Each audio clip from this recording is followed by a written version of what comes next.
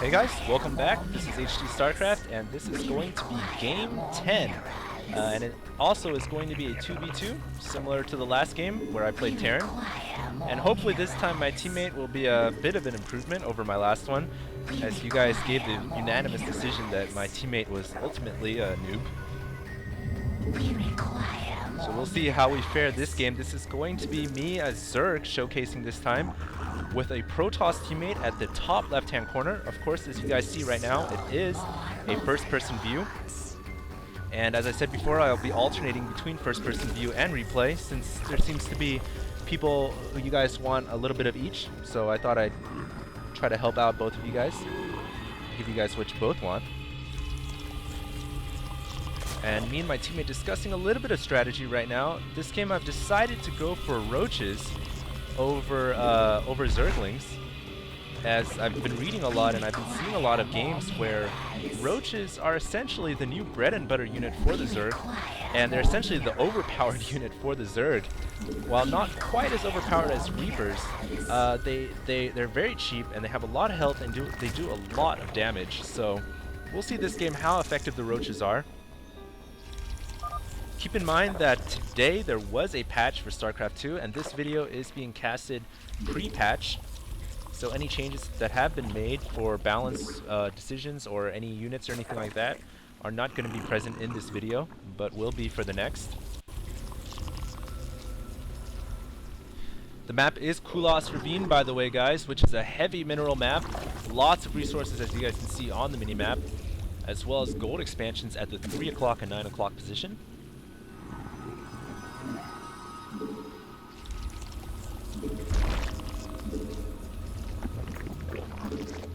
And I've actually had a lot of requests to show some of the advanced high-tier tech units for such as the Broodlord for Zerg. And so this game I'm going to try to show that unit. It's essentially the replacement to the Guardian. And if I don't get around to it this game, we'll try to get it in the next couple of videos. Rest assured that all units will be shown eventually, guys, so please be patient as I am trying to pump out these videos as quickly as I can.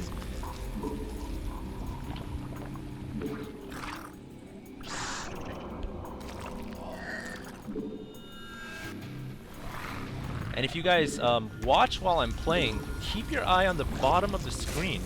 And this is one thing that first-person view can really have an advantage over replay view, is you can see that while I'm attacking, while I'm playing with the Zerglings out on the field, I'm continuing to go back to my hotkey for hatchery, which is 5, and building up new forces.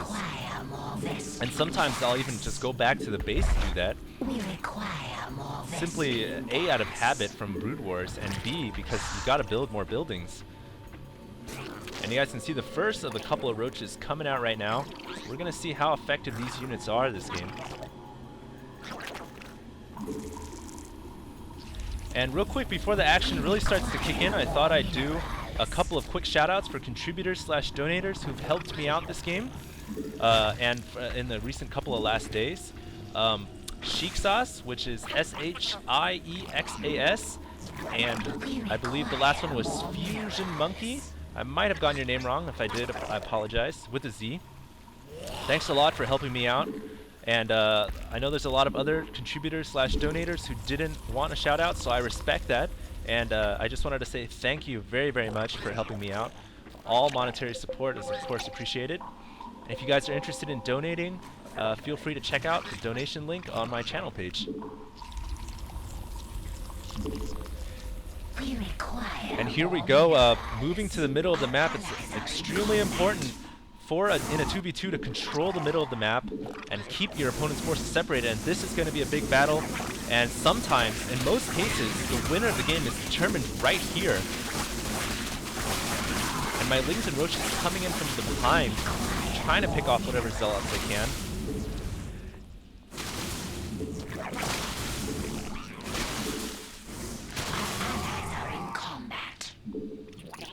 And this is what some would call the most important part of a 2v2, is the first battle, because if a clear advantage is decided in the beginning, essentially the game is won right there. My teammate's base is getting quickly attacked here. My teammate trying to go for a fast expansion, it seems like. Morphing in a pylon and a couple of cannons. I'm going to bring in my roaches to help defend against this. More zealots coming in as well, so I'm going to have to back out to the cover of the zealots and the cannons. And right now, exclusively just building roaches. You guys can see how strong the roach really is. It's holding its ground against the zealot very, very well. It's got high life, it does high damage, and I haven't even gotten around to upgrading it at all yet. You guys can see the queen using the creep tumor ability. And I'm going to talk a little bit about the creep tumor. It is essentially the creep colony, and it spreads creep. And a nice bonus for standing on creep is your units will move a little bit faster. And the creep tumor, what's nice about it is it has a single one-time use ability to create another creep tumor anywhere around it where there's creep. So essentially you can continually make creep wherever you want for a one-time cost of 25 energy to the queen.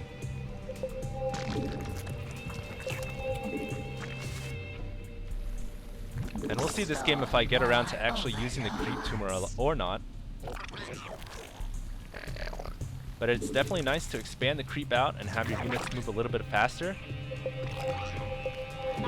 And one thing someone's pointed out is that Hydralists move far faster on creep than without it. It's almost as if they got a speed upgrade. So here we go, big battle going on here, guys.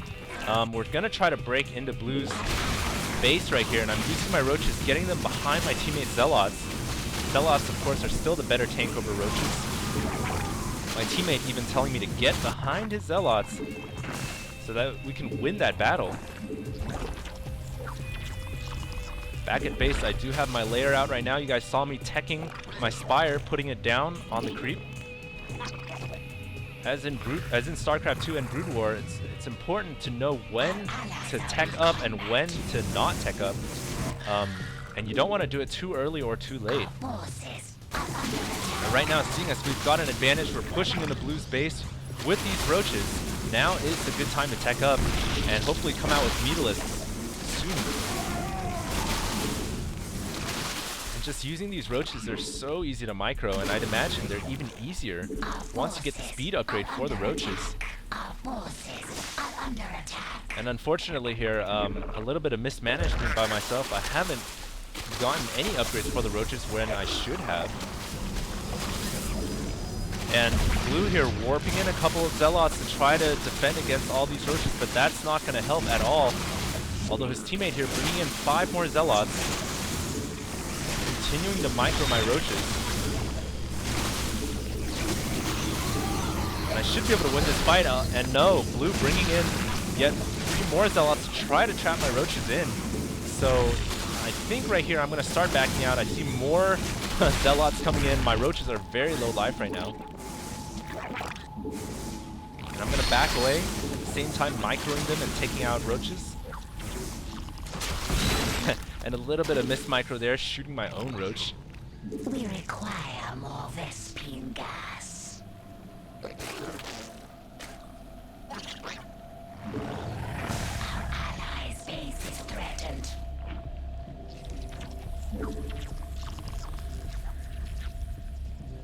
And it seems like my teammate here is getting rushed quickly by 4 Void Rays. He's actually lost his Nexus, so this is not good for my teammate. Getting quickly rushed by air, and I don't believe he's gotten any anti-air units to deal with this.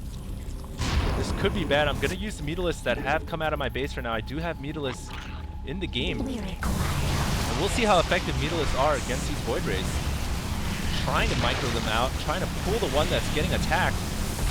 Unfortunately, those Void Rays just do way too much damage, and microing against them is nigh impossible.